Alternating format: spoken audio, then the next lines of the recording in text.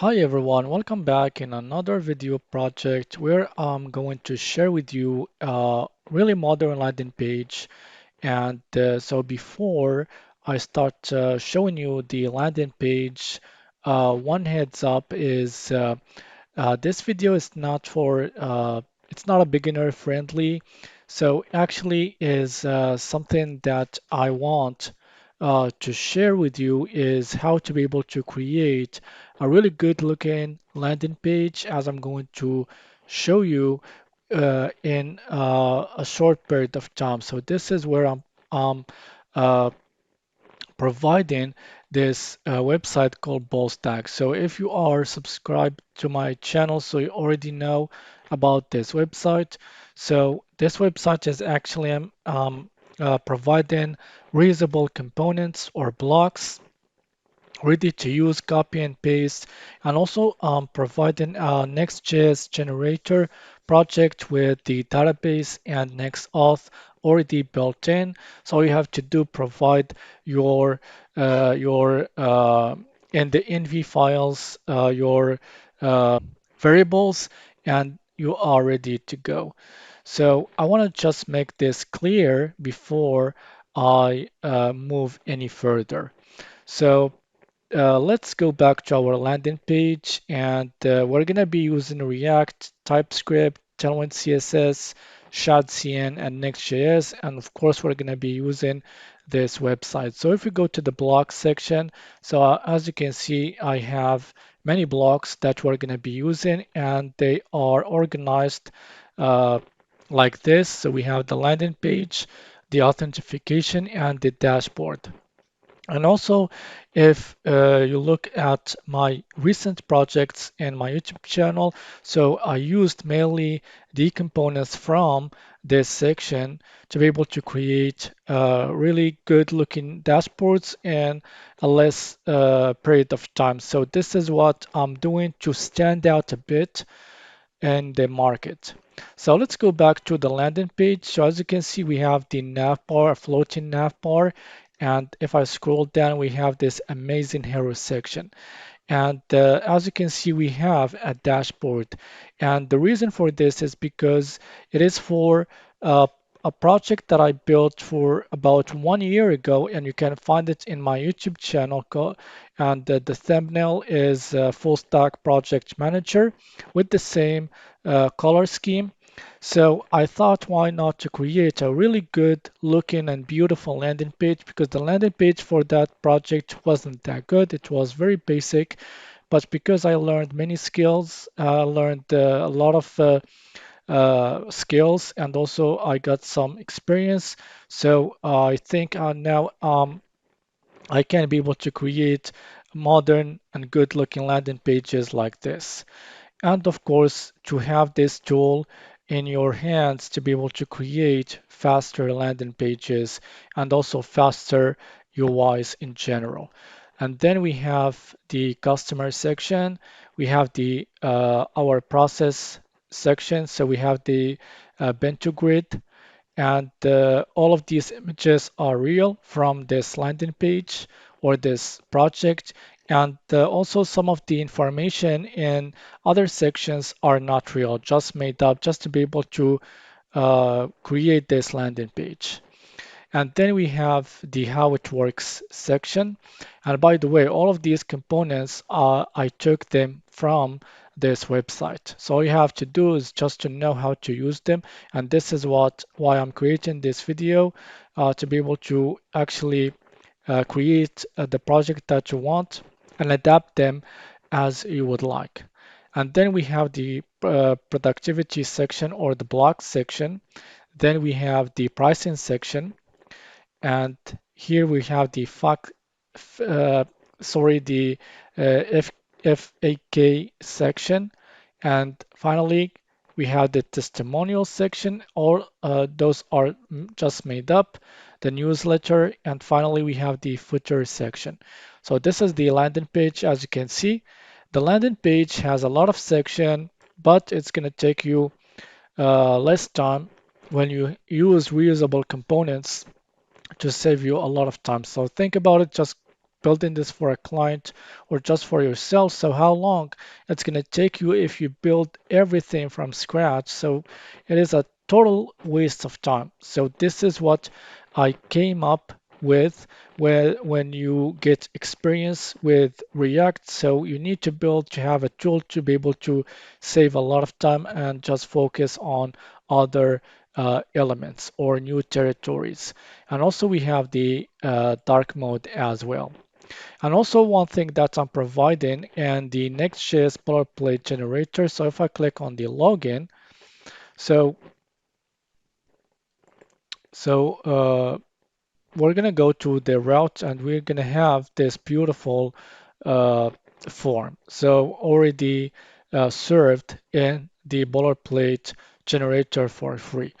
So this is what we're going to be building so far. And if you are really interested about this video, stick with me till the end of it. So now we are going to start building our project or landing page. And what we're going to do, we're going to go back to ballstack.dev and we're going to go to the tools section. And here we're going to hit the start building button. And we're going to be headed towards this stepper.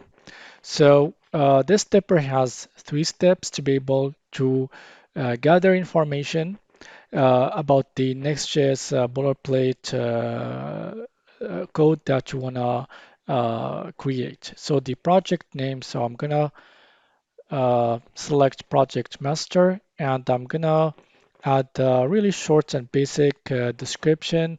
This is a project master landing page. So these elements are going to be saved in the layout.tsx. And also we have a basic preview of what we are doing. And I'm going to hit next. So the second step is uh, a basic step to add a styling and then this is going to be saved inside the global.css. So I'm just providing 3 options, the border radius, the font, the hidden size, and the primary color. So for the font, I'm going to choose Poppins, which is my favorite font. And for the color, so I'm going to choose this orange color.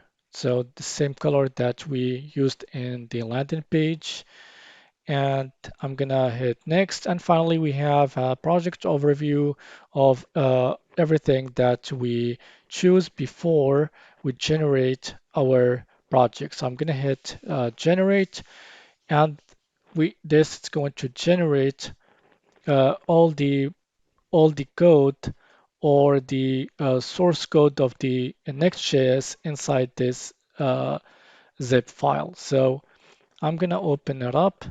And then, so this is all the files and folders, and I'm gonna extract it in here. So I'm gonna change the name of the folder. So I changed the name of the folder. So after we created or extracted our folder, then I'm gonna go and open up the folder that I just created. So after I opened up the folder, so the next step and the easiest one is to be able to use this and all you have to do is just open up your terminal and type in npm install. So we installed successfully all the packages and all we have to do type in npm run diff. So as you can see, after the project is fully loaded up, so this is the landing page that you will get right off the bat. So of course, we're gonna change this landing page to show you how to be able to create the one that I showed you. So such I want to share with you what you are going to get by using this tool. And also one thing that I want also to go through. So basically, because we are using here drizzle and auth.js, so we need to provide environment variables. So don't worry about this. So it's not a big problem. But I want just to go through the elements. As you can see, the auth.js. So we have the drizzle folder, the database. So everything is included just to skip all these setups because they do take a lot of time to build, and just focus on building whatever you want to build with Next.js. So as you can see, the project is ready to be used, and we are gonna create our or use our create our first section and use our first component from this website. So after we created our project, so the first thing that we're going to be doing is adding the navbar section. So first thing that we're going to do, we're going to go to the ballstack.dev, and we're going to go to the blocks page. And in the landing page section, we're going to go to the navbars. So here for now, we have three navbar components. So this is the component that we're going to be using.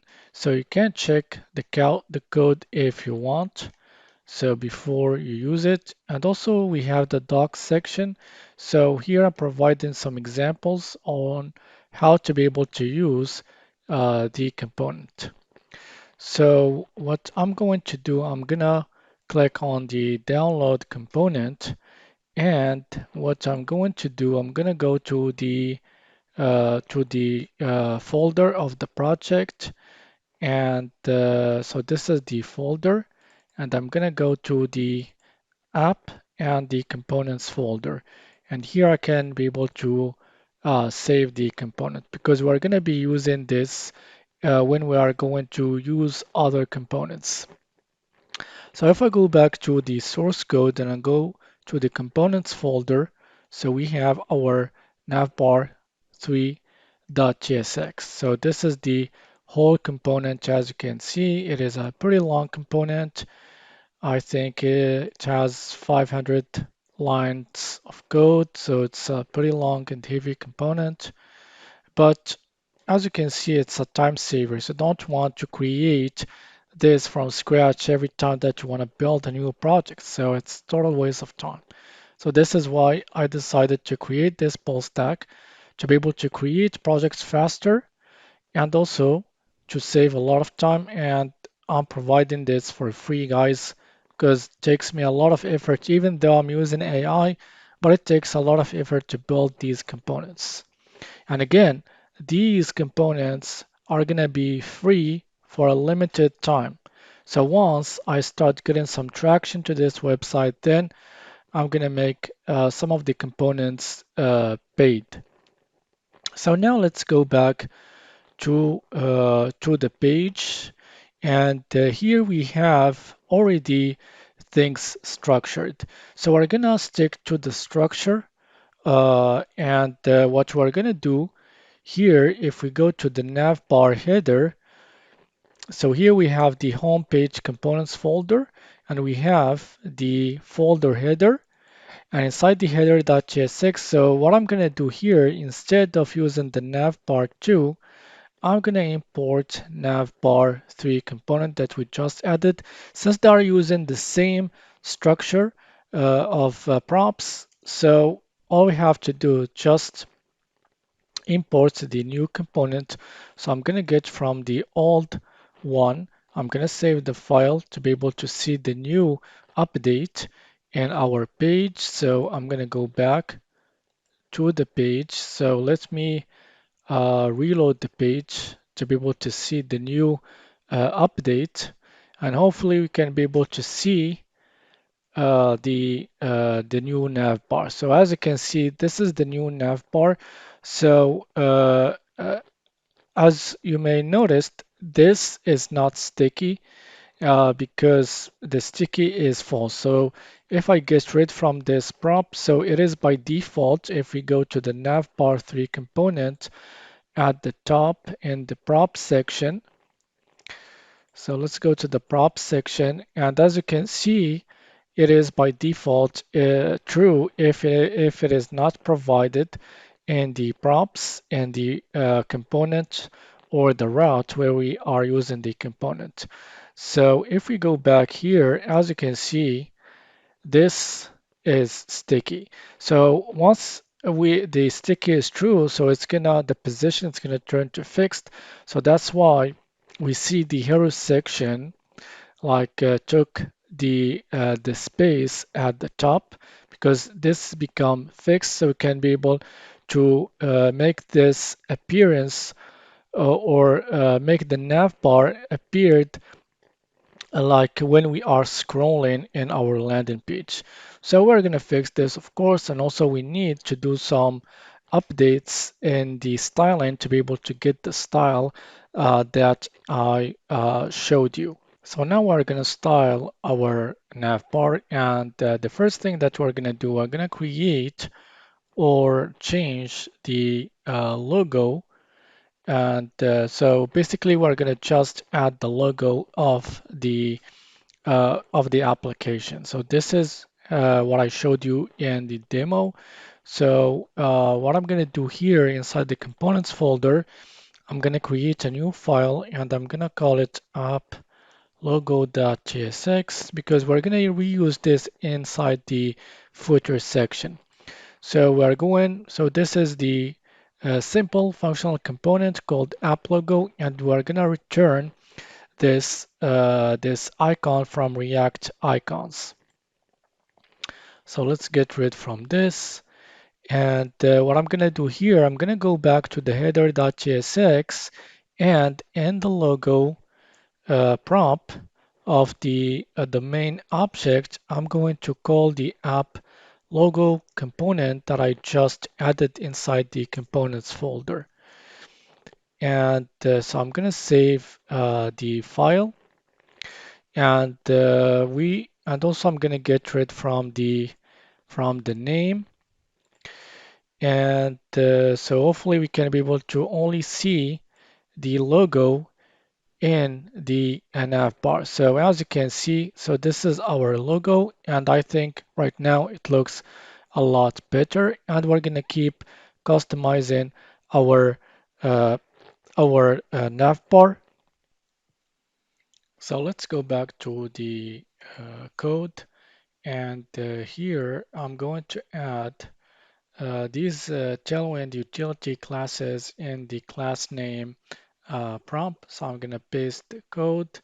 So if I save the file and I go back, so as you can see, we are going to have the background changing. And the reason for this is because this class name that we're using in the prompt of the functional component, it is associated to the nav tag, so or the header tag. So if we go to the bottom a little bit, so this is the class name that's going to override the class name or the inner class name that we have inside the header tag. To be able to fix this issue, so what I'm going to do, I'm going to take this variable and I'm going to put it in the nav uh, nav tag. So I'm going to save the file, and if we go back to the landing page, so as you can see, we have our nav bar uh, ready to be used. And also if we turn to the dark mode, as you can see, the color is going to remain the same because if we go back to the header.jsx, so if it is dark, we're going to use the background white with the 15% of opacity, and the normal color it's going to be background neutral 950. And we're going to get rid from the borders, and the text it's going to be white. So after we did all of this, so the next step, we need to change the menu. And by the way, this navbar is fully responsive. As you can see, So right off the bat, you are going to have this navbar fully responsive from this website. So you don't have to do anything else. And also I can be able to access to the menu if I click on this button. So now we're going to update the menu and the navbar. But first I want to show you uh, the prompt that we're going to be using to be able to update the menu. So if we go to the navbar 3 component, and if we go to the prop structure, so this is the interface. We have the navigation menu. So it's going to be an array of type T that extends the menu item. So the menu item, it's going to have the title, the URL, and the icon, and the submenu. So here we have a property with the that has nested uh, objects of or an array of objects. So we have the title, the description, the URL, and the icon. And to be able to see the data structure of the main menu. So this is the data structure. So we have the object, and for each object, we can be able to have submenus. So to be able to have the submenus, as you can see. So this is the data structure. So here I'm gonna paste the array that we're gonna be using. And so this is the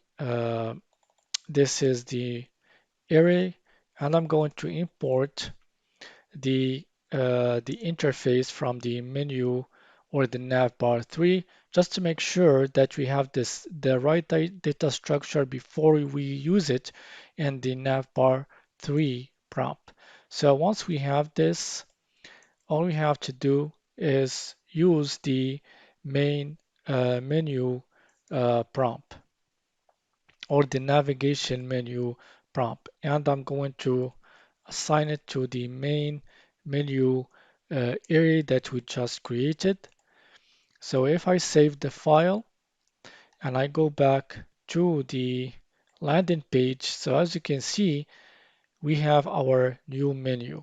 And the reason why we don't have the icons because we didn't assign the icon property. So if we don't do so, they're not going to be shown in the uh, and the navbar. So this is how I designed this component just to make sure that it is easy to use and it handles cases like this without having to go to the code and modify it or update it.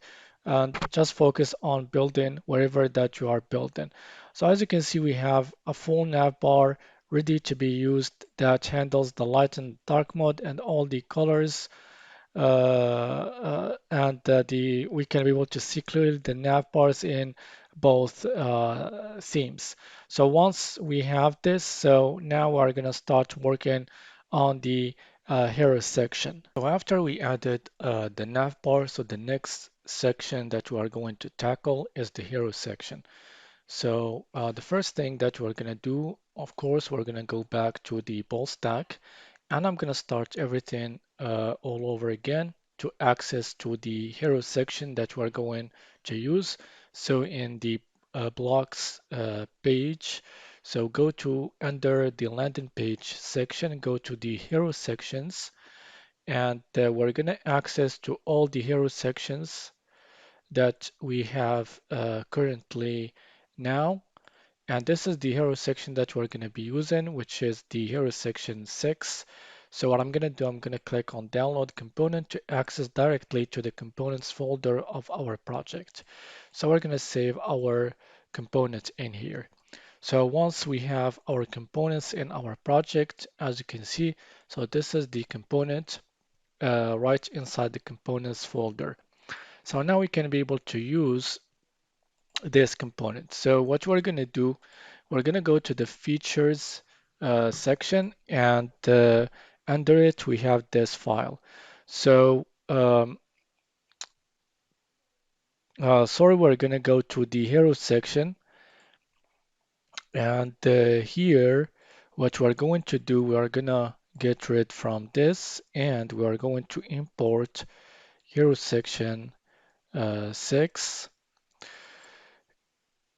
like this. So I'm gonna save the file, and so let me get rid from the import of the previous hero section. And also we're going to get rid from this hero set data object that we used for the previous hero section. And if we go back to our project and if we reload the page to see the new update, we should see our new hero section. So this is the default data that we have in the hero section once we use it. So of course we are going to update all the information, the data, and also we're going to add the image, and also we are going to add some utility classes so we can be able to make sure that the hero section look uh, as I showed you in the demo of the project. And so to save some time, so what I'm going to do, I'm going to paste the whole code in here, and I'm going to explain all the things that I did. So this is the new code as you can see, and I'm going to explain all the things that I added. But before, I want to just show you the very quickly the prompts of the hero section 6. So as you can see, so if we go to the interface, as you can see, it is a pretty long prompt. So we have the class name, the main hidden, and also for each prompt, we it has its own object, the text, the class name, the subhidden, the batch feature, the primary button, the secondary button.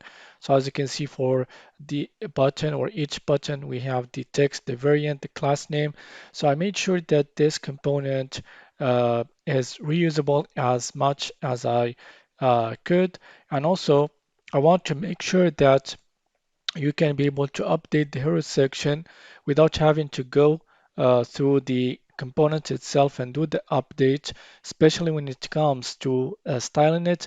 So that's why I added for each object a sub object, like for the main header, so you can be able to go to the class name and change the main heading just from the prompt or the parent component.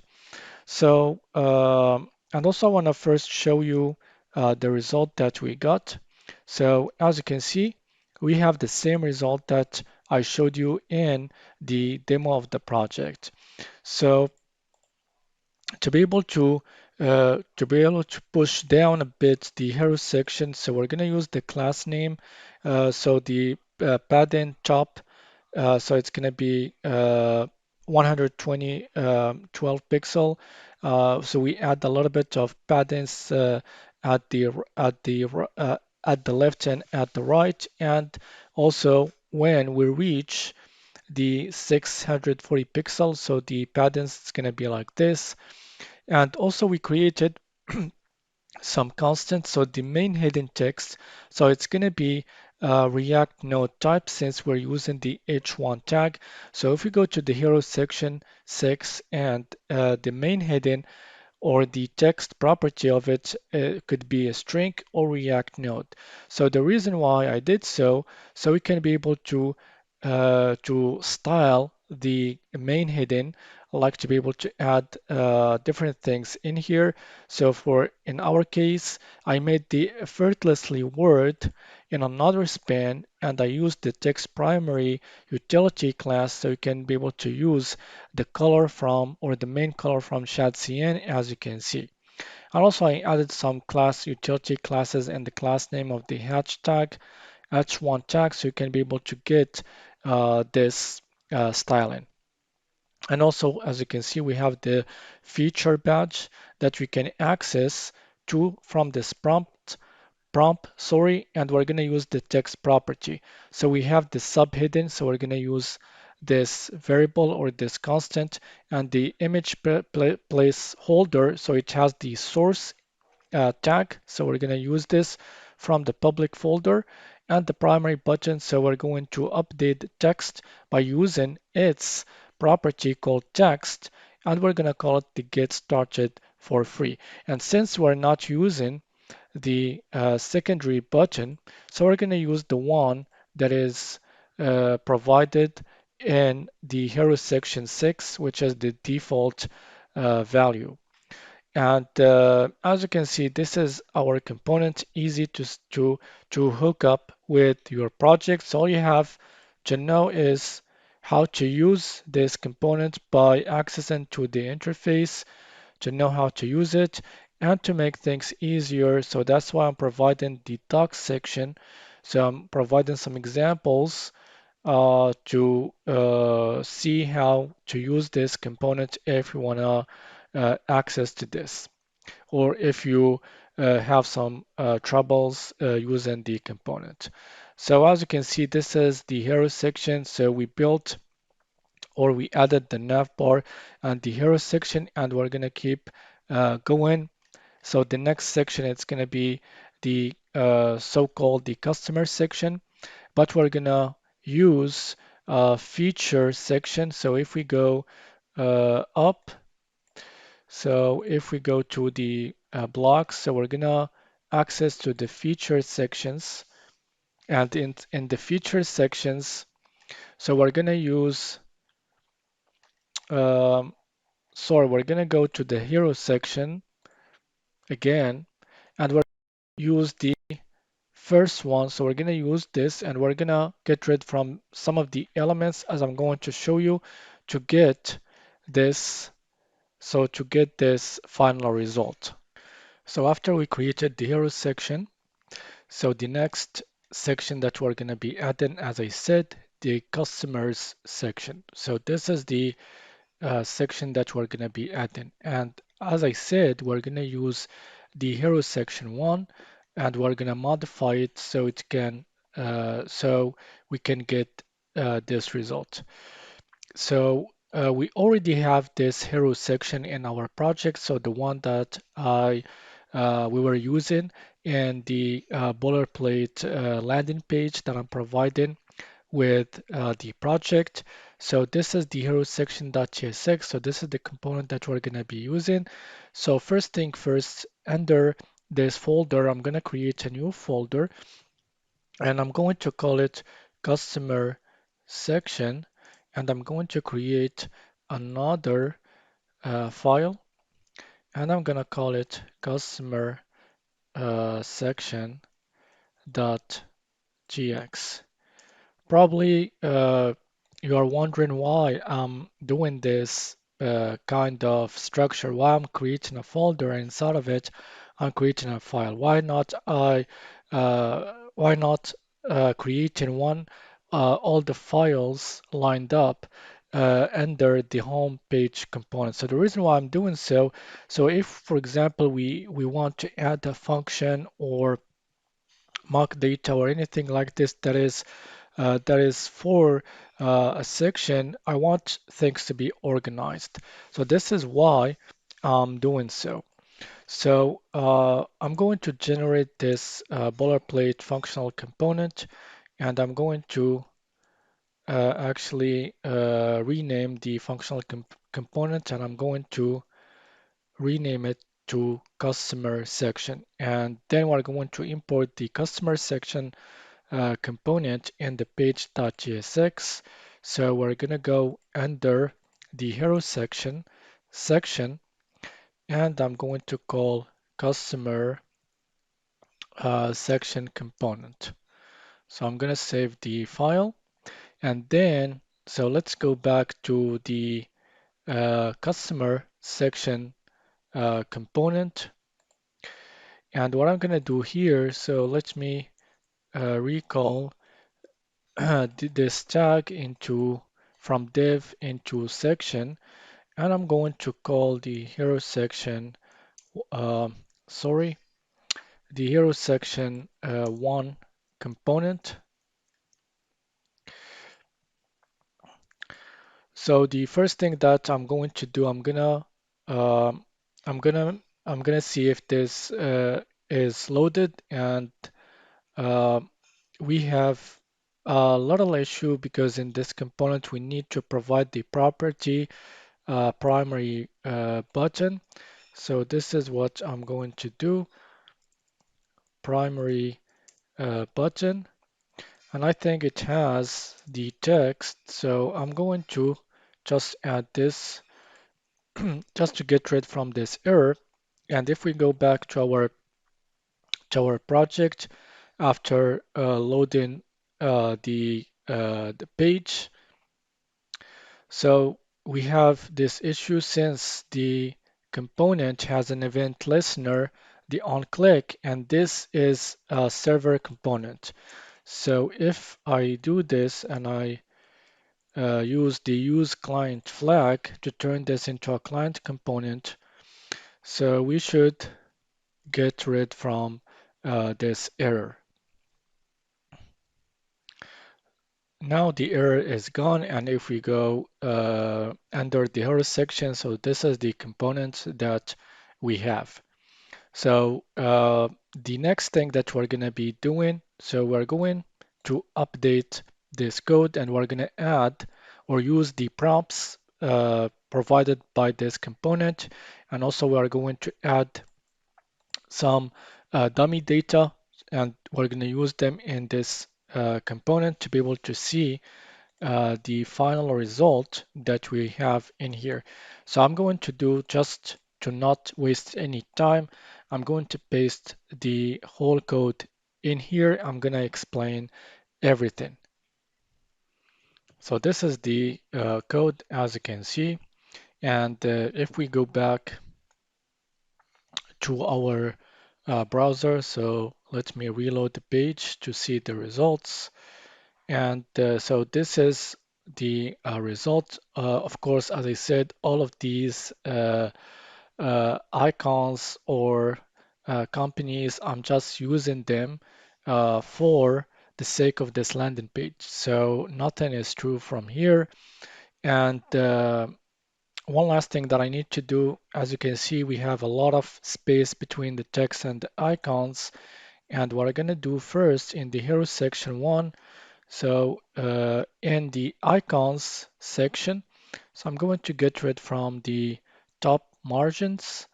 And if I reload the page, so we should get rid from this huge space. And as you can see right now, it looks a lot nicer. So if we go back to the code, and I'm going to explain everything in the customer section.jsx very quickly. So here we are creating this dummy data with the name and the icon. So those are the properties that the tech tools icons prop accepts in the hero section one component. So if we go to the component, and if we go to the interface of the actual component, specifically in the tech tools icon, as you can see, it is an array of this object that has the name property, and the icon is of type React Node. So we can be able to accept icons from Lucid, React, or React icons, or any icon library. So that's why I use this type. So let's go back to the customer section, and then we're going to assign this and the tech tools icons. So we have the main hidden, so we're going to use the text and the class name. So to be able to get to hide the main hidden, so we are going to use the hidden utility class says. If we go to the hero section one component, so we are going to destructure the main hidden from the prompt, and this class name property, it's going to be added inside the div tag of the main component that's going to override all of these utility classes. So whatever that we add in here is going to override all of these elements. So once we did hidden, so it's going to be used, and then all the component related to the main hidden, it's going to be hidden. So we have this sub hidden, so we're going to keep this to be able to show this little text. And finally, we're going to hide the primary button by using the class name property. So that's why for each element or object in the component, I create a class name for it to be used in the parent components without having to go inside the component and to be able to style the component depending on what you would like and depending on the color scheme of the landing page or whatever project that you are creating. So as you can see, we've been able to create this a lot faster. So the only thing that's going to take you a little bit of time is to know how the component works. And also everything that we are using is responsive. So you don't have to do anything with inside the component, which is a time saver. So as you can see, everything is responsive. So the next section that we're going to be adding, I think, is the our process section, and this is what we are going to work in.